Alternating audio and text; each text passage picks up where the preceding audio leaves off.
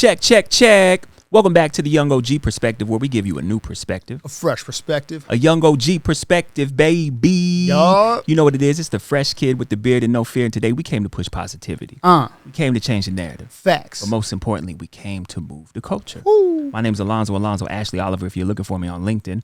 But like I said, this gentleman to my left, he goes by the name of Londo, a.k.a. So tailored. a.k.a. Londo Esco. Bars, a.k.a. Watch your back, cuz. We ain't watching for you. We looking to the left, to the right, but never behind us because your ass was never in sight. Not once. You know what I mean?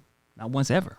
And we are coming to you live and direct from Dallas, Texas. Yes, sir. We have a very special guest. And shout out to the Bisco firm once again, Black-owned establishment, for letting us use their space. And it is a beautiful space. So if you're ever in Dallas, Texas, I got to give y'all a commercial.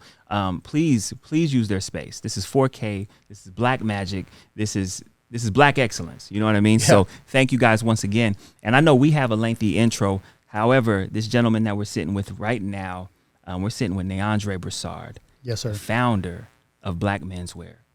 It don't stop there, though, ladies and gentlemen. He's also on the board of directors for Mint Fitness. Ooh. He has a podcast of his own, the Check-In with Black Menswear, and that is brought to you by Revolt Podcast Network. Ooh. He's also the host of Dapper Conversations. You can find that on YouTube.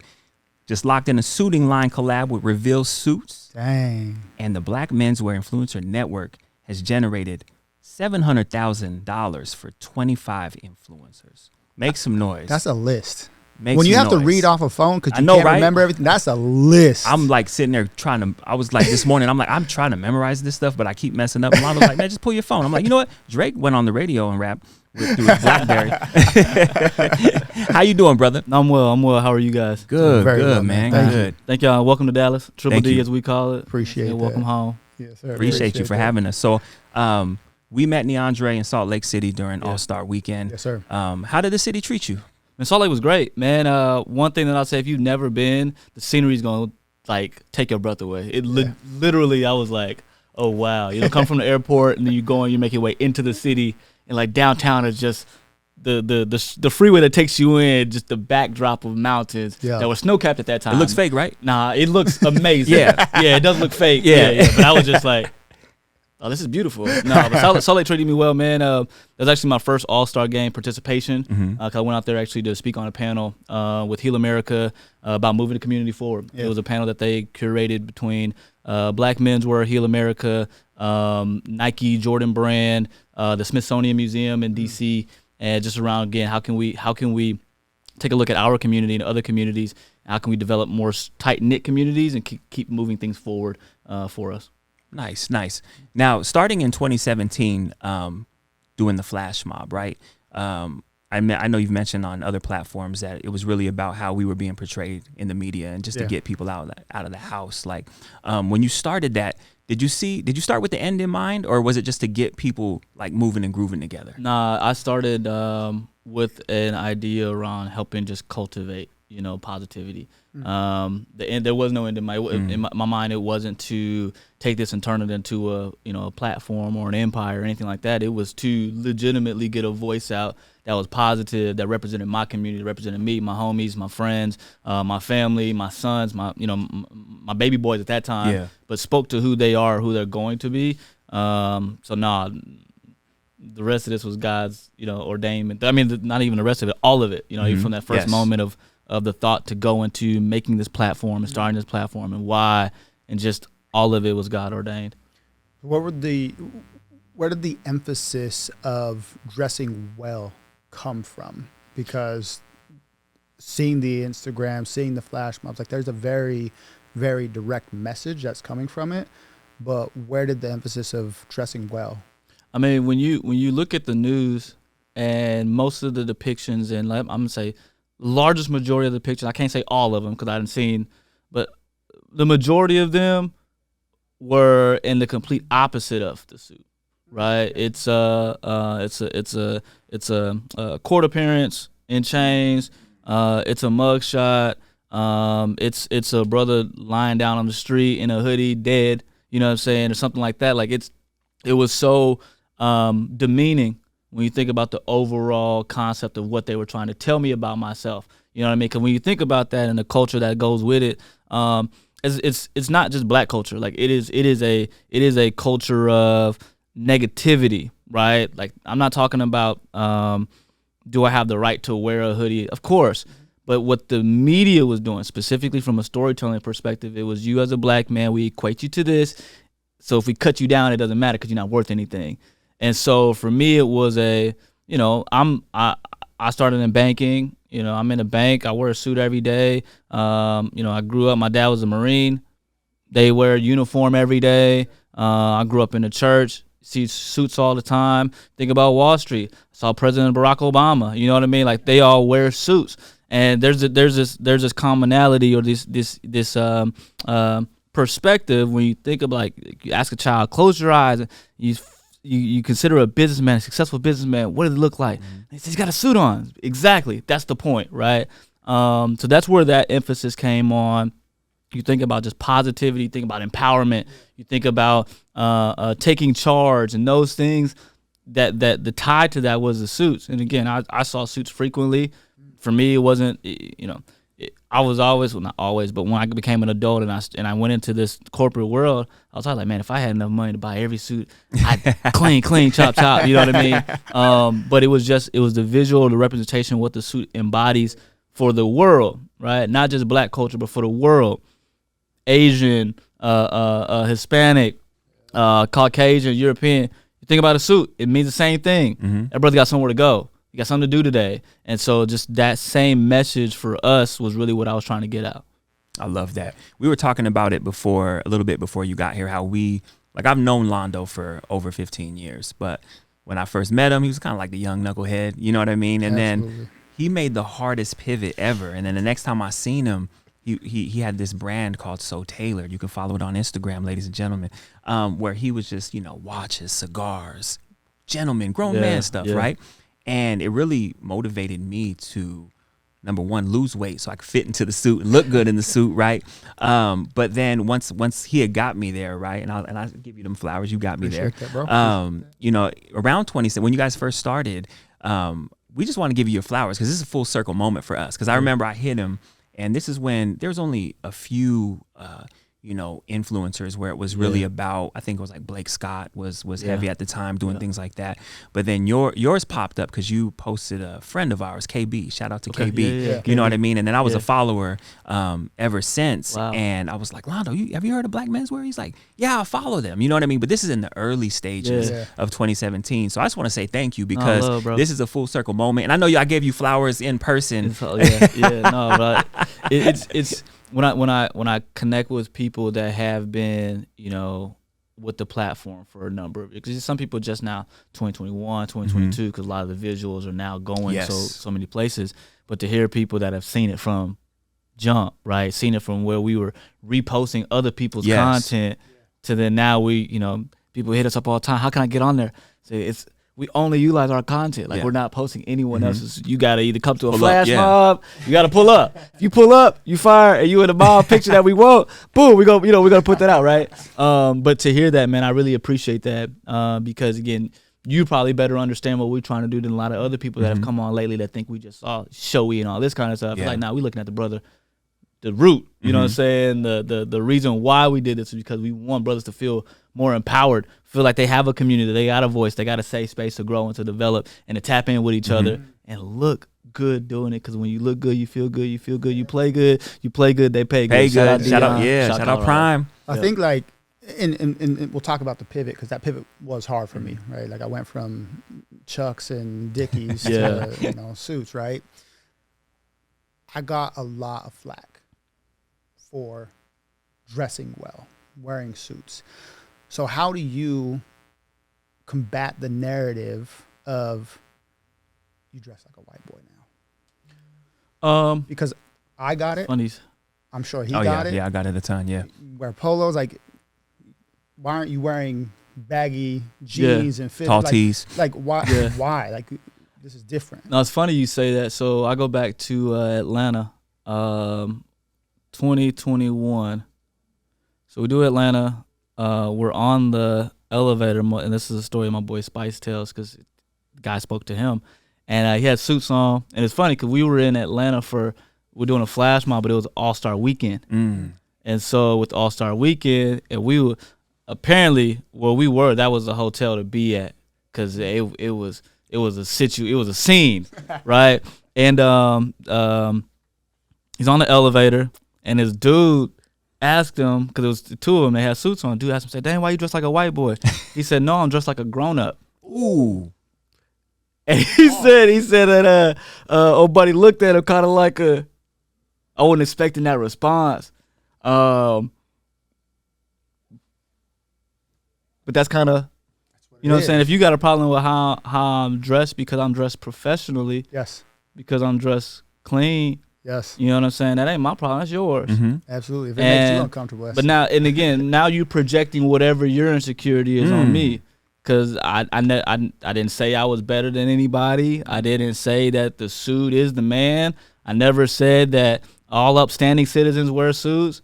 Nah, that's your project. That's what you're equating it to. So you asking me a question is like, I'm out of line. Mm-hmm. Nah, I put clothes on today. This is just the clothes that I chose to wear. That's really how I combat it. Because it is now it's an understanding. It's a mindset. It's a and now if I get the question from somebody who legitimately is concerned, not trying to like have a joke, like they don't like, "Damn, bro, like, man, you got suits? What you got?" Like that kind of question, we're gonna have a conversation. Otherwise, I'm gonna answer your stupidity with my stupidity on something like, I just put clothes on today. Like that's not a There's you reading more into it than I am. How you doing? My name is, and let's keep it moving. Yeah. So taking it back to the early days of Black Menswear, I remember the photo of the kid having the fist out. I feel that was like pretty much a viral moment for you guys, if I'm not mistaken. How did that feel? Just getting your message out, changing that narrative for the people that thought like, oh, these guys are just getting out and stunting. You know what I mean? Because I'm sure there was a level of that too. That was our 2019, February 2019, March 2019, February 2019. That was like our 6th time doing a flash mob in Dallas. Okay. So I, perfected the craft here. Mm-hmm. But that was the first time I had ever seen celebrities resharing my our work. That was the first time viral. Like we had gone viral and 5,000 likes at that time, something like that. That's viral for us. Yeah. But this thing was everywhere. And then it had 2 lives. So the first live it had was when it came out, 2019. The second life it had was in 2020 when George Floyd died. Yeah. Because a lot of places, Revolt, and a lot of other places would use this as rallying cries. So now we had the first surge of people seeing this image, and then a whole year later for injustices, for an empowerment of the whole entire community, it was being utilized again. And the second time around, I think it was even sweeter than the first time around because people really understood the power of the visual, right? To see one black boy isolated but fully protected, because we stood him out in front. So it's like, okay, there's gonna be times where you're gonna be by yourself, but don't worry, because we got you. Man, for them to replay that, to play that moment again for us, it was like, y'all get it. Y'all really understand, like, when we come together as a community, it's so much more powerful. Because again, a picture's worth 1,000 words, but it's telling you something. And you follow, if you can understand what it's telling you, you can get something out of it. That's where you go further. And for people to see that and really hit on or resonate the community aspect of it. Yeah, it's a dope capture. It was staged perfectly. But what it's telling you is, as a community, the strength that we have cannot be measured. And you don't even see all the guys behind him. You don't. You see the little sliver of guys that fit in the frame with him. For that was our first time we had 100 guys at a flash mob. Wow. Yeah. And it just, I say that moment was forever, and it's still forever. Yeah, I seen that on people's phone screensavers. Like I seen that as people's biopics. I had a moment where I saw, like, I'm talking to a guy, he's getting my number to exchange, have a business conversation, and it's the backdrop of the phone, and I was like, dang, bro. Say, you know where that picture came from? He's like, nah. I said, we made that 3 years ago. Wow. And he was like, well, or 2 years ago, because that was like 2021. And he was like, for real? I said, yeah, that's our movement of empowering and motivating brothers. And even within that, He didn't even know who I was in relation to the platform. He thought I had a nice suit on, and we started talking business, and I started talking what we do about social media. And then for him to see the vision, it's like, it's working. What we're doing on social media is it's right here in your palm. Yeah. Definitely. So cool, making that pivot of doing the flash mobs and the pictures and the content and reposting other people's content, when did you know it was just time to focus on your brand and your lane? Man, honestly, started focusing on the brand about 3 years ago. Okay. Pandemic. Because the pandemic, so my job prior to leaving corporate, I was a regional wholesaler for a life insurance company. I spent a lot of time on the East Coast. So I'm consistently flying to, DC, Baltimore, Miami, Atlanta, to conduct business. And when I talk about all the time, I probably travel like 60% of the time for work. Wow. Then I come home, wife, 2 little boys at this time. So I'm consistently kind of running things. And I have, this vision that's been given to me, and, we're balancing things out, and we're making the content. And then the world closes down, so I have more time. Me and my team have more time having conversations. And a statement that stuck with me for the longest time out of that was, how you pivot is how you prosper. And because we couldn't do the flash mobs at that time, we had to find a way to engage with our consumer. So we started doing the IG Live. See, my boy Eric had did an IG Live, and how he took the IG Live and then posted it as content shortly after that. I hit up Eric. I said, hey, man, how'd you do that? He told me the settings, within Instagram. At that time, I wasn't aware of that. That was a brand new update that they had done within Instagram. So he told me about that. I said, okay, cool. So we started doing it on our platform, and that launched our podcast, because we were having one-on-one conversations. We were able to record it. That launches the check-in podcast. And so then at that point, we're like, okay, now we've got the content series, but now we're also dabbling in really into another means of content, right? How we're developing this content through a podcast platform. And then shortly thereafter, we started talking about leveraging the stories that our influencers can make, or people that are within our network, and helping them get paid. Because we had, any black influencer that was a guy rock with us. Like, we go to LA and we got Duke, Omar, Thrash, Kenny Lattimore, Trail Thomas pulling up to the flash mob because they fuck with us. And so being able to look at it from that perspective of, all right, we know these dudes are getting some sort of brand deal, but they're probably not getting paid right. Well, my business partner, Evan, has a background in advertising. So he understood what the budgets were. He understood how to develop the content, what the deliverables should be. So that we then reach out to these guys and say, hey, we're wanting to be able to help you. What if we have some contacts that want to utilize your likeness and have you create content? You down for that, for us to broker some of these deals? They're like, hey, yeah. So that's what actually launched our influencer agency. Because we had guys, because they would all come to them flash mobs. And me hearing them, and they talking about, man, I'm creating this content, I'm doing this, but, I got to get up in the morning and go to work. We're like, bro, you got way too many followers to be going to work when you should be getting, I see you doing these brand deals. You should be making like $5,000 to $10,000 off of each of these. They're not knowing that. They getting, $1,100 and thinking like they didn't won. And so for us to be able to shift their mindset, empower them to understand the value of their audience. Oh man, this dude started, like, right now we represent 35 creators. Wow. On brand deals, brokering brand deals for them, because we understood that. And again, that was another expansive aspect of, once I realized this was an empire, it was probably about 2020. Because there were so many different ways, and we got into activation, started doing events. Obviously, we can put a tour together, because we've done a tour for the last 4 years. Multiple cities, hundreds of guys in each location. Ticketing platform and hotel reservations, all these things. We're like, okay, we can do the tour, we can do the event activations. Brands started tapping in. Well, what other activations do y'all do? Oh, we can do this type of activation, this market. No matter where we go, we got the team to take it with us and go. So then that layer, added itself onto it. Then we're thinking about the data. Right now, what we're doing is we're being very, very intentional around data. Having a guy like Sammy, who is a data genius. When I say that, I say he can take a spreadsheet and get from a spreadsheet how to turn a campaign to the right type of audience based off of what he sees there, right? His strength isn't shooting content. His strength isn't closing sales deals. His strength is understanding what's being told to him on the paper, on the metrics, right? Man. Really understanding the data, and how can we then foster that into better relationships, right? Community development at its finest. is really where we've gone, which is how we become this cultural impact agency. Because all we're doing now is helping brands to understand the ROI on community relationships. If you can develop a community, you can help people understand why they actually value or need a product. You can sell them whatever you want. It doesn't have to be this particular product. So even from the marketing approach, we tell people that employ our services all the time, all right, we're not going to market your product. Product's going to do what it does. It's been selling. It is what it is. We're going to market your brand. To market your brand, people need to know why you care. People don't know how much you care. People don't care how much you know until they know how much you care. So create a community, develop a community where people are educated on the why that they need your service, why they need your product.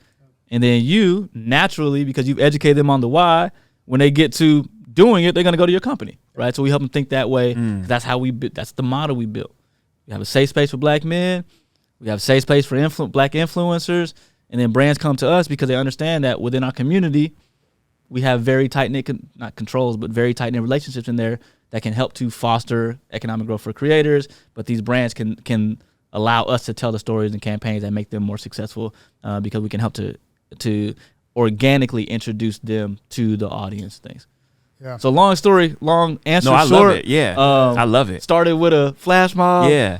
And turning it and along the way. And that's the thing too, like again, coming back to that, how you pivot is how you prosper. Because had a pandemic hit and we did nothing, we still only be doing flash mobs. Man, our revenue, 60% of our revenue comes off of people paying us to do stuff for them. Curating. Yeah. Nice. Talk about it. Because you just had a Woodford, was it Woodford Reserve? Woodford Reserve, yeah. So great example of, and this is a great client relationship. So Brown Forman is the company that owns Woodford Reserve. They own Corbel Champagne. Corbel's been a sponsor twice for us for our Southern Classic here in Dallas. Herrador Tequila, which sponsored a stop in Vegas for our Flash Mob weekend this year. And what Woodford Reserve came to us about, because Woodford Reserve they own the Kentucky Derby. Like that's their event, right? And so, they're the main sponsor of the Kentucky Derby.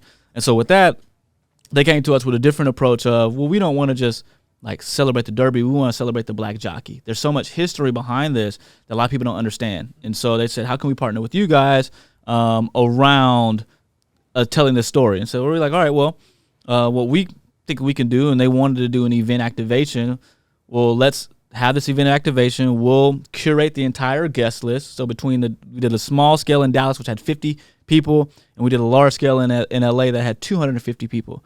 And the story around it was these Black men and women coming to a space that they know is Black Menswear curated, but they walk into it and they see Black jockey story, and they see everybody else there is dressed beautifully and they look like them, men and women, and everyone's there is on a mission and on a perspective, and then having Woodford to give a few words on appreciation of that, and they walk out of there feeling like, well, damn, I like Woodford Reserve. You know what I mean? When I tell you we did a net sentiment analysis, and a net basically what we track a lot of our campaigns is sentiment. How do people feel about your brand before and after? Yep. And so when we look at the data, and the data will tell us before, as people spoke about your brand, your net sentiment was like 50%. That means for every 2 mentions of your brand, one of them's bad, one of them's good. And so when we're able to finish a campaign, we do an event in a very lavish party in LA. I mean, 250 Black creators, entertainers, in Beverly Hills at a $30 million mansion in the backyard. Wow. Open air. And they come into this event, and for them to say, man, I've never been to an event like this before in LA. I'm like, what you mean? Like, I've lived here. I've never been to an event in Beverly Hills. Like, if we want something like this, I got to go south of downtown. Got you. But then south of downtown, you don't have these type of homes. You don't have this, you're in Beverly Hills. Yeah. You know what I'm saying? And then he's like, or I've been to a party like this in Beverly Hills, but I'm one of 5 Black people. And so they're like, to be able to go into this entire event and everybody in there looks like me.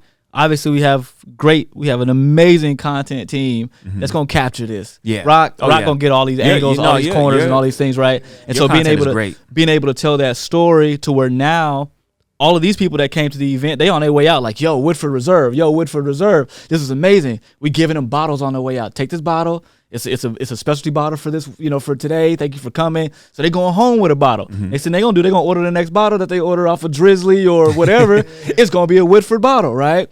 And so now we're able to track this net sentiment plus the historical aspect, right? So we're tracking this net sentiment, and the net sentiment after the event is like 96%. Would you say that that's a successful campaign? Absolutely. Right. Absolutely. And so, but it was organic. It was organic. We do events. We bring black people together. So let us do that. Or whoever the audience is. We do events. We bring people together. So whoever demographic you try to tap into, let us know who that is. We'll look at the data. We'll know how to attract them to the event. And we're going to put on a super dope event, right? Yeah. But that's the thing that why brands want to work with us. And if they let us be organic. Some of them, they got a way that they want to do it. Cool. I can do the market. We can do the marketing campaign for you. That's what you want. It's gonna suck. It's gonna be general like it's going to be regular stuff. Right. Yeah. We can do regular stuff if you want, or you let us Give us free reign. let us run. Like we know how to run. Yeah. We can control it. And that's where we've been able to win. Wow. I love that. Yeah. I love that. You talked about it in one of your other interviews, your social capital. And it feels like everything you're discussing right now is proof behind what your social capital has done, how you've been able to grow that. So when you talk about the impact that people can have, not everybody's an entrepreneur. Not everybody's going to be able to go and do what you've done. Sure. How can you take that same idea of social capital or impact and kind of delineate that down to somebody who just wants to get the next position in, their current work, or, pivot jobs to go have that same type of impact so they continue to grow in the direction they want to? You know what? I think the most important part is to find something that ties to your passion, because when passion meets profit, that's an amazing space to be in, because those late hours, they don't mean nothing because you're doing what you want to do. You know what I'm saying? Having to go here and there, it's cool. I'm gonna do it because I get enjoyment out of it. Now, and I said to say, like, okay, if your passion is fashion, I'm not saying quit your job on Wall Street today to go start your clothing company. It works for some, but people. Most people it does not. Not a hard, ain't no cold turkey quitting. It just, it don't work for everybody, right? But as you're at your job on Wall Street or in finance, you're learning about balancing the books. You're learning about strategic investments for your company. You're learning about working with other people. I think that was the biggest thing for me. My first job was McDonald's. Like I was a high school. Yeah. I went in there and I learned like that. Like me, it's funny, right? Me and my closest homie that were working there, he is now a senior engineer over at Halliburton. You know what I'm saying? And I'm me. And our first job we took seriously. Both he and I were in there. We like, okay, so I'm learning how to work with a team. I'm learning how to use an operations system. I'm learning how to follow instructions, because you can't make a cheeseburger by putting lettuce and tomatoes on top of the bread. No, you got to get the bread. You put the cheese. You put the meat. You put the little bit of chopped onions on top of there. You put ketchup and mustard, and you close it together, and you wrap that joint. You know what I'm saying? Like, it's a process. I learned process at a young age. And so, like, all of these things. And then, my next job was at JP Morgan Chase. So I went from one conglomerate, in high school, to postgraduate. Now I'm working at Chase. The training was phenomenal. Like, you know what I'm saying? I learned marketing. I learned sales. I learned relationships with people. I learned all of this stuff. So anybody that's in any position, get what you got to get there. You know what I'm saying? And then once you feel as though why God put you there, you've reached that point, that's when you're ready to move on to the next thing. But a lot of times people just float off of emotion, and as soon as they get the feeling, they're gone. But it's like, bro, that was 2 years that you could have used of the resources from the job that you had, that you could have cultivated and set some stuff up. And then now you're leaving because you're sacrificing your time to grow your business, because you're missing out because you're working, not because I don't want to work there no more. And so I think it's just always following that passion. And then if obviously if you're not able to work directly in your passion, what can you get out of the role, right? Now turn into a student.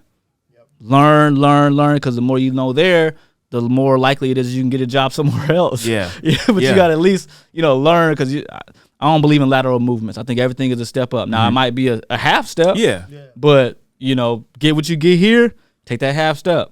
But then always be learning. That was one of the things I got from my mentor. She said, no matter what role you in, learn from it, and then utilize that in your next role. Yeah. So you mentioned something about working with brands, and you said, when they give you, creative freedom, it feels better because y'all can run up the numbers. Y'all are good at what you do. You know what you're doing. But then you also mentioned, well, I mean, we can do it. So does that just turn into a transactional relationship when it's right there? No, because what we're gonna do, we're gonna do the campaign. Mm-hmm. We're gonna give you the report back. You're gonna see how it performed, and then we're gonna follow up with you and have the conversation on. We could have likely got on the next time around with this campaign. If we tweak this, we can probably double the results here, right? So I'm giving you the result that you can see if you let us have creative control versus the benchmark that you've already given, that we've gotten off the results. Okay. So the results gave us where we are. Mm-hmm. But it's like, well, imagine if I can double those numbers because you let us truly be organic with this and really get this story out.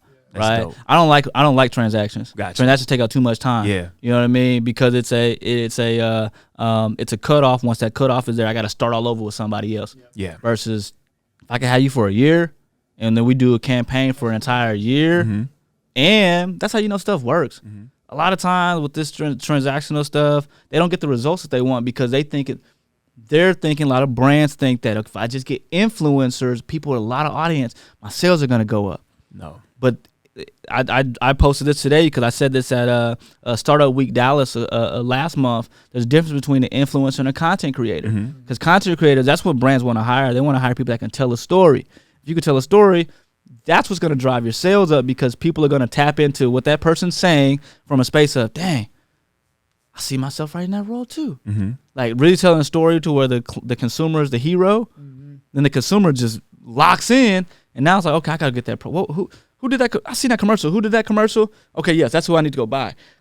And so being able to really understand that, that's what we're really, really good at. And so I like longevity. I don't like transactions. I like relationships because relationships go so much further. You can truly understand the data. And then we have time to grow together because it's a 6-month, 9-month. Hey, this was the first wave of that content. Didn't quite go as well as we liked it. Let's make these tweaks so that the second wave compound on top of the first one because we don't want to lose that momentum. Right. But they can tie it back. Versus a lot of times it's like we want to do this campaign. All right, cool. Do the campaign, and then they go way over here for the next one. It's like you could have tied all these together. Yeah. So to your question, I don't like transactions. I like relationships. And I, trying to find, relationships, and relationships work two ways. So there are brands that we don't work with, not because, there are brands that we don't work with just because campaigns didn't make sense. Right. Like, well, that's not what we're gonna do. Yeah. Definitely. So as far as we're talking about the transactional relationships, the data piece. A lot of companies don't give you access to data. So how are you able to maneuver and get that data, look at the results, and then know what your true price, should be at the end of the day? We have a proprietary process. We have access to engines that corporations don't have because they don't know what's available, right? We know what's available, and then we know how to leverage it. So that's where our process comes into place. Because actually, I take that back. Some of the data they know, they get it, and again, they just don't know how to use it. Yeah, you pay to have access to certain systems, and we pay to have that access, but we know how to turn that into what they don't. Yeah. And so, when it comes to that and looking at it from a space of really leveraging the data, that's what we know, that's what we understand, and that's what makes that thing successful. I was having a conversation because now we're also leveraging data up front to where we'll go and we'll do a brand listen. We got access to it. We'll do it. We'll do a little bit of work up front because if I do the brand listen and then I give you the pre-data, like, well, dang, you know that already about my company? Yeah, we know about your audience. We understand what your audience wants. We understand you versus this company versus that company. Well, that company's audience is twice as more engaged as yours is. What are they doing? That company's audience is 3 times as much engaged as yours is. What are they doing? Well, we believe that implementing a strategy that has this, this, and this will get you to where they are. Right? So I'm going to leverage and that's high level stuff still. Yeah. We ain't going all the way down to the weeds because data can spin your head. Oh, yeah. But just, again, it's understanding what to do with it versus just having a CSV file that's got all this stuff in it. Now, what are you doing with that data is really where brands kind of don't understand how to turn it into profit.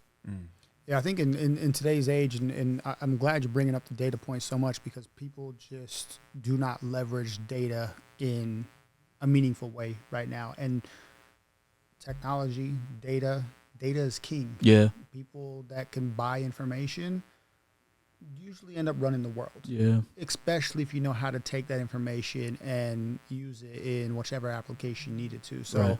the emphasis on data, I think, is a really big point, and I'm glad you are talking about it so much, because people just miss that point so much. They don't understand what it means and how it can paint a picture and how you can take that picture and make it into something more tangible.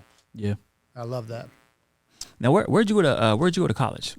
Southern Methodist, SMU here in Dallas. Okay. Yeah. Shout Nice. out ACC. We finally got into a real conference. I'm looking forward to some ACC basketball next Okay. year. Yeah. Okay. And then did you go for masters or Nah, just? man.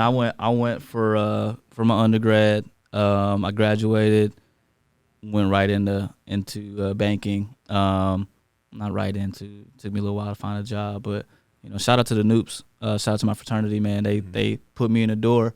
First interview. People ask, why are you joining fraternity? Because of that. Because I was struggling trying to find something, and one of the older brothers was like, "Hey man, I get you an interview, but once you in there, you gotta do." I said, "I just need somebody to let me sit down in the office with them." You know what I mean? I'm making no phone call returns, nothing like. So I went, undergrad, got out. I was working 13 years until I retired from corporate in January, in the financial services realm. That's what's up. Londo's in that financial Yeah. services realm. He already took 2 meetings on his day off today. Yeah, right on. I enjoy it though, like he was saying Yeah, earlier. for sure. If you sure. enjoy it, it's your passion. Don't feel like work. Right? No, Long yeah. hours don't feel like work. Yeah, for real. And when I'm up editing this till 2-3 in the morning, I'm like, oh, I can go to bed now. You know what I mean? And like, but I don't wake up like tired either. Yeah. Like I'm energized Yeah. from the work that I'm doing because it's around my passion. For sure. You know what I mean? For And a sure. lot of people might think that I'm crazy, but I agree with you. When you get as much out of your position as you can, you know what I mean? Yes. Like right now, Yes. I'm in the luxury world of things. It's a different world for me. That I was in fashion for 15 years, and I pivoted some profit, and I'm in the luxury world now, and it's taught me how to talk to people with money. Yeah. You know what I mean? And Right. and that formal communication, sometimes you might have to have 2 or 3 people look at an email or a text even before it goes out. You know what I mean? So I think that's an important point to. Don't think that I'm just here and I'm gonna blow up next year anyway. But not get as much out of your current position as you can. You know what I mean? And develop relationships. Yes, Yeah. the networking part. The organization I left, we gotta how things come back full circle. I mean, I position because I still have 2 mentors over there, so I'm going to talk to them, and they're in very high level positions within this organization. And to be able to give them information to where they're like, hey, could you put a proposal together for us? Sure can. Right. So you able to do some consulting for You them. can do work with them because of the relationship. Now, Yeah. if you there and you're like, man, fuck this job, I'm leaving, I'm going to be this and this and that. Well, there's no way you've burned the bridge. Yeah. Keep those bridges. Keep those bridges. I for couldn't, sure. man, I couldn't tell you have I been happy on every job I've had. No. But do they have something bad to say about me on any job I've been on? No. Nope. You know what I'm saying? Like, he might have been gone for 5 extra minutes. That'd be the worst thing they can say about me. You know what I'm saying? Otherwise, hard worker, diligent, was coachable, all of those things, because those are people, and this is one for you. Anybody, anywhere you want to try to have a sponsor and a mentor, because those are 2 different people, right? So a mentor, somebody's going to listen to you, that's going to let you, pour into you, let you take it, and this and that. They're really trying to help you to grow. A sponsor is somebody who's going to talk about you when you're not in the room. Yeah. Sponsor is the one that's going to bring your name up when they're like, who should be, we want to start this new project, who we going to have? And the sponsor is going to be like, oh, why don't y'all call NéAndré, right? I think he'd be a really good fit for that. And so now the sponsor is not somebody that you're going to take all your problems to. That's your mentor, Yep. right? But knowing that a sponsor, because you take all your problems to the sponsor, they might not sponsor you no more. Right. It might be like, they're probably not ready for that role. But having those individuals, those come with relationships, right? Those come with gracefully bowing out of positions versus, they gonna know they pissed me off. Don't nobody care. You know what I'm saying? Don't nobody care. You go in there, you make a scene, and now that carries on to other people. You don't know who at the new job you think you got somebody has a relationship with them at the old job that you just quit and cut the storm, did some crazy stuff off, and they call over there, your offer get rescinded. You know what I'm saying? There's a lot of stuff that goes into that. So everything has action. Relationships, man, are super important, and maintaining relationships, don't burn bridges. Something I would say. Yeah.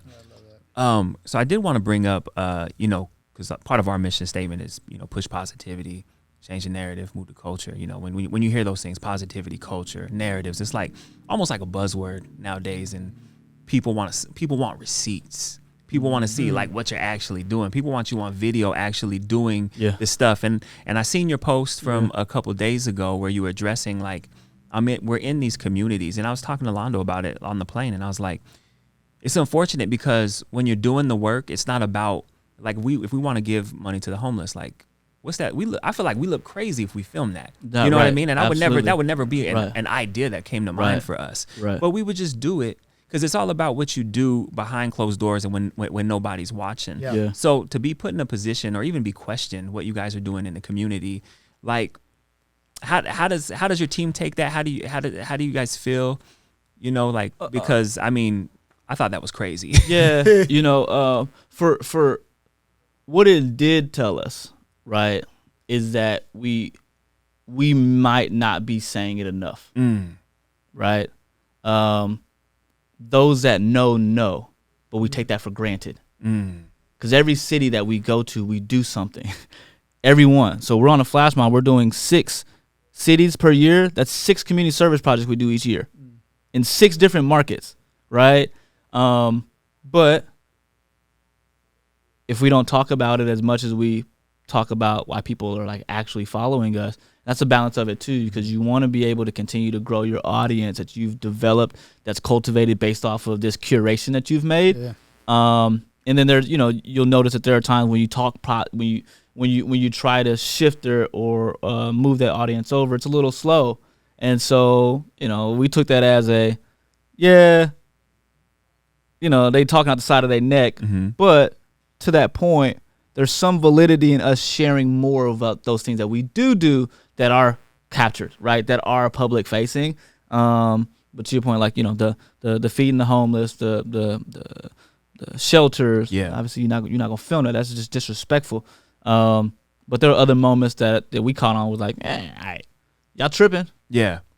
But us understanding the data, what is that telling us? If 25 million people see this video, and of that 25 million, 5,000 people say, "What are y'all doing?" I mean, that's an audience that we can tap into. So let's show what we're doing, because maybe they'll become advocates for us. They'll become ambassadors for us. Are we gonna shift change our whole perspective and change the whole direction of where we're going? No, but sometimes you gotta listen to things a little bit to say, all right, well, let's add one more of the next 10 posts that we do. Let's add one more of the nonprofit that we did a month ago, or these kind of things, just to continue, just to subtly introduce that stuff, right? When we talk about what we're doing, we highlight the Black Men's Summit, which is going to be in Atlanta in November, right? How do we bring more people to understand, like, the reason why we're bringing all these brothers together is because we want to build something like the Summit, where it's a safe space for you truly to come, engage, ask questions, hear fireside chats from some of the favorite people that you want. It's empowering moments, right? So how can we continue to empower and motivate our brothers? That's how we took it. We didn't take it as they don't know us. Now after a while you be like, look, motherfucker. You don't know me. I bet you won't say that to me, in my face. But you'd be remiss if you didn't look at it from a space of how can we grow? Right. Yeah. For us, it's doing nothing different. Yeah. It's just telling it more. Right. And it's feedback, and you're not being dismissive to the actual conversation that was brought up. You know what I mean? So November 4th. Yes, sir. November 4th, Atlanta, Flash Mob, followed by the Black Men's Summit. Yes, sir. And then followed by that is Miami. So let's talk about the last 2 events and what people should expect. I mean, obviously Atlanta is going to be huge with the Black Men's Summit attached to it. Yeah. Like, how did that all come about? Man, so the Black Men's Summit is actually a conversation that Black Menswear, the Dad Gang, Black Wealth Renaissance and the Black Man Can we had, and we were just like, man, we've got such large platforms that are dedicated and focused on Black men. How can we come together and have a day of impact that really gives brother what they're looking for? Because you go to the flash mob and you overhear the conversations, but the flash mob's over in 2 hours. You know what I'm saying? It's meant to be short. It's meant to be a conversation starter for brothers that are in that market. And so we were like, well, how do we have a little bit more than a conversation starter, which is how we came up with the Black Men Summit. And the goal of the Black Men Summit, especially for this year, is a celebration of kings. Like, we go through every day dealing with what we deal with. And to be able to have, a celebration for at least an afternoon, at least, 4 or 5 hours where we just talking about how great we are, the work that we're actually doing, and give us additional ideas to go into different endeavors and ways that we can, add generational wealth to our families, level myself up just a little bit, you know what I mean? Take care of myself for a few minutes. Have somebody, give me a manicure real quick. I ain't, I get manicures often, but some guys, they never had it. But then they get one, they're like, that ain't too bad. I don't feel like no girl because I gotta, I had somebody cut my nails and stuff. Like, it's cool. To be able to have, a mental health space, right, where we call it a he-motions room, where you'll go into and it's all about how men can let go of their emotions and be able to have conversations with Alchemy Help and with Ryan Mundy around ways that you can continue to grow your mental fortitude and get, be stronger and, be vulnerable, right? Have an affirmation station area by Shea Moisture that guys can send a word of affirmation to themselves. And they can also record it and send to their sons, to their brothers, to their nephews. That's dope. Being able to have that space to just have that and how to do an affirmation, right? So that way they can record it and share that out with other gentlemen, right? Just being able to offer this safe space on the celebration of who we are, who we're, what we're going to do, where we're going, and just do it in a safe space. I'm glad you brought up the what did you call it? He-motions? The he-motions. He-motions, because I made a mental note in my phone the other day. I won't pick it out, but I'll just paraphrase. But it was basically speaking to, we've made men's mental health normal, right? Everybody's checking in on each other. Like, I asked you, how are you doing? How's your week going before we even started? But we haven't made normal.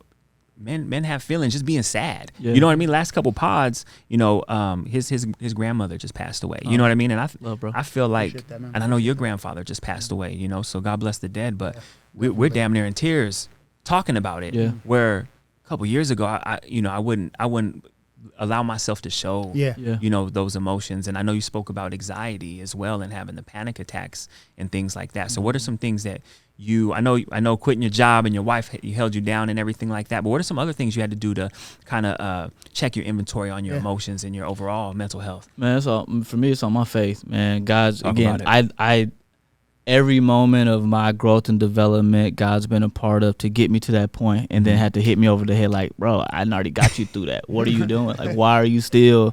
You need to listen. I told you that a month ago. You know what I mean? So for me, it was definitely, and this. I started this year off. So when I retired. When I retired from corporate, God's timing, right? I knew when I came back from Africa in July, I knew that was it. I was like, I ain't working no more. This Africa trip changed my life, So my timing was go to the end of the month, end of the year. So come January, and I'm sitting in Tampa, my in-laws, and I'm like, oh, well, we're not coming back to Dallas until January 7th. So let me tell them, because my job was like, what's your last day going to be? Like, you just tell us we're good. Like, when I tell you relationship, it was a great company that, we had a really good relationship. So I was like, I think I'm going to do January 7th. Like, okay, cool.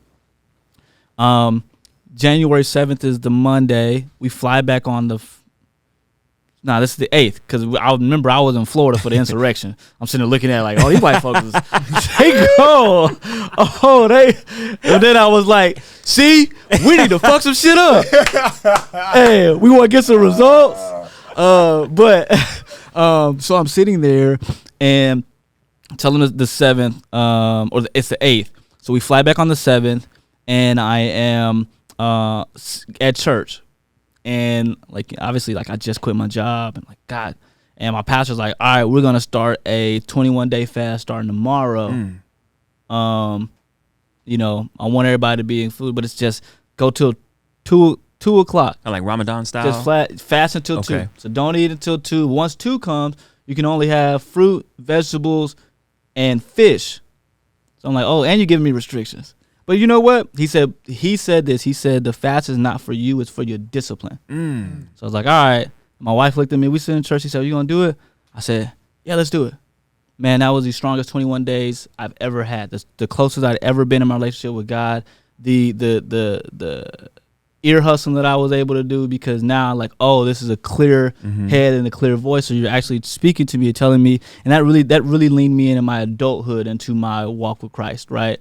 I knew the whole time along the way that God had my back, and I'm very much a saved individual. But that was the first time I actually like fasted, and man, just to the clarity. What? Oh my gosh, the clarity that I had really tied me into, you cannot do this by yourself. But if you allow me to speak through you, I'm gonna take care of everything.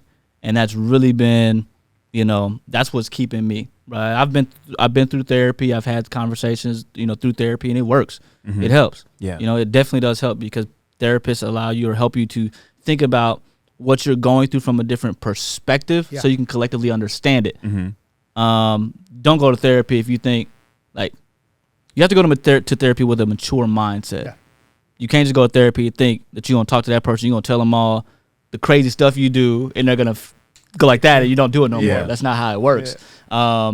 But, talking with people, having a tribe that can check in on you, that you can check in on, is very important for me as well. But for me, man, it all comes back to my faith. And am I doing, because I know this mission that I'm on, I think I opened it up, it's ordained. Yeah, man. It's ordained. I laughed when you said it's faith-based, not because I was laughing at you, because something similar just happened to me. Yeah. So around the time I met you, we're a media team, so we can do everything, photography, videography. But I was just sitting back looking at all these recap videos I was doing for the companies that hired us. And I'm like, man, this is getting more eyes on going back to the data. It's getting more eyes on their brand. It's getting them more revenue. You know what I mean? I got my rate. You know what I mean? But how can I be in a position to just focus on my brand, right? And I asked God. I said, put me in a position to just focus on the young OG perspective. Not worrying about side gigs or anything like that. Just put me in a position, right? So me and Miguel worked hard overnight, Zoom calls, edit this, chop this up, send this back to me. Remember that, Miguel? We was working hard to get these clients their content. And I remember that I didn't feel energized. I felt burnt out. Yeah. You know what I mean? So after we got everybody every ounce of content, I asked God, put me in a position to just focus on the brand and just let me, and how I can move it forward, how we can move it forward. And so I normally feel this, it's called Men of Promise, an event, a 2-day event they do in Utah. And I normally film it, and I don't mind filming that, so confirmed with them in person. This brother I always do business with, so I didn't feel like I needed to send any type of work invoice or anything like that. The day before, he said, hey, we're going to go with somebody else, and I had forgot to tell you. And I'm cussing this Negro out in my head, like I'm going off, right? Yeah. And so, but then I start laughing, because God is like, Negro, you asked me for this. For sure. You know what I mean? Sure. And then I couldn't even, I had a moment and I laughed, and I'm glad we're taking it back to faith, because this morning after my workout, I called a friend, and I've been a little bit distant from him, but I let him know he's doing big things in the community too. I let him know that, hey, I'm rooting you on from a distance. I'm loving you from a distance. Yeah. Like, I'm here, but I'm locked in on something for me for once. You know what I mean? And I said, I asked God for this, and he's a very religious person as well. He holds faith, and he says, Zoe, can we just share a prayer right now? I feel the need to share a prayer with you. Sure. And we prayed. Yeah. We prayed, and I felt really good. You know what I mean? And I felt like I'm doing what I'm supposed to be doing. So I'm glad you brought it back to faith and just stepping out on faith every once in a while. Yeah, man, for sure. Yeah. I think I'll reiterate it, man. I'm nowhere here without God's favor. And I'll say favor ain't fair. But without God's favor, to be in the rooms and the positions, and people ask me all the time, and I kind of gotten away from this. I feel like I haven't said it as much. Nah, When people ask me, they always ask me like, how does it feel to be in this position or role? I'm always like, blessed. That's all I can say, because I want them to see I might not be the most, religious person from a sense of like, I have conversations and I say all kind of stuff, right? But when you ask me, I'm going to get a credit where the credit is due. I want you to see that and understand that. My pastor's talked with me about that a number of times. He said, this is your ministry. Your ministry don't got to be in the pulpit. Your ministry is how you connect and engage with people and they can see God through you. That's your ministry, because now they're going to walk away thinking like, man, that brother, God, you really like that? You know what I mean? And just being able to do it in a subtle way that always comes back to me giving the credit. It's different for everybody, right? How you are a disciple, but your way of discipleship is your way, and you make sure that you continue to do that because you can help change a lot of people's hearts that way. I know I felt like I had to say that. No, thank you. Yeah, thank you. That. Thank you. I love that. Well, shoot, I think that's a good jump off point, man. I think that's a good jump off point. November 4th, Atlanta. Yes. Followed by the men's Black Men's Summit. Black Men's Summit. If Atlanta November 4th is too short on you, meet us in Miami. Hey. Miami every year is that's a different place. It's fun, man. But like the city rocks with us. Like government, mayors, commissioners, like they rock with us. So Miami's different for us. We have 2 proclamations in Miami of the last 2 years of coming down and getting the support of the city. So I'm just like, oh yeah, the conversation we're having now for December is kind of like for real, we can do that? Yeah. Next year, hey, Cool. I'm there. Next year, I'm sure. I'm somewhere where you guys are. Hey, next year sure. at one of your 6 events, like for sure. And it's funny. It's like I said before, it's a full circle moment. I interrupted this brother mid conversation. I put my gimbal camera down and I was like, I grabbed him. I stole you from a conversation. I said, brother, I've been following you. You know what I mean? We dapped it up. We had a moment. And this is a full circle moment for me and the team. So I appreciate all your time, all the gems that you dropped on our platform, because you could have said no or did it on another platform. I appreciate you, reaching back and letting us come up here to Dallas. You know what I mean? For sure. Are you going to do more events with the Baddie Brunch? Because that looked like a vibe too. Nah, man, once a year. And that'll be the Southern Classic. Southern Classic. Is that the one I need to be at? Once a year. Okay. Yes. And the thing about it too, like, this is our 5th year. And when we go back to the humble beginnings of this, we did our first event at this place out here called Lofty Spaces. And it's just a bare, empty space. So we had a, one activation moment, and we had a DJ over there in the corner, and we zhuzhed it. As Sydney says, we put a little zhuzh to it. But to do what we just did in year 5, to have it look crazy at the Giant Eyeball, downtown Dallas, a party in the middle of downtown with 550 black men and women. It was, and we went from 1 activation to 6. Wow. Like, that's our thing. Our thing is the activations and the view of the event and things. And so, that's once a year, us and the Baddie Brunch. Now we've done networking mixers and singles mixers with the Baddie Brunch before, but the classic it's once a year. Dallas. It'll be either, and it's always this time, it'll be either the last week of September next year or the first week of October. But same time frame, the Southern Classic. Yes, sir. Awesome. Well, we appreciate you, brother, and more miracles and blessings. Keep going. Don't look back. You know what I mean? Like, keep it moving. We're just proud of you over here at the Young OG Perspective, man. I appreciate it. Thank you for coming on our platform and allowing us to have a conversation with you. Well, thanks for tuning in to another episode of the Young OG Perspective, where we give you a new perspective. A fresh perspective. A Young OG Perspective, baby. Yup.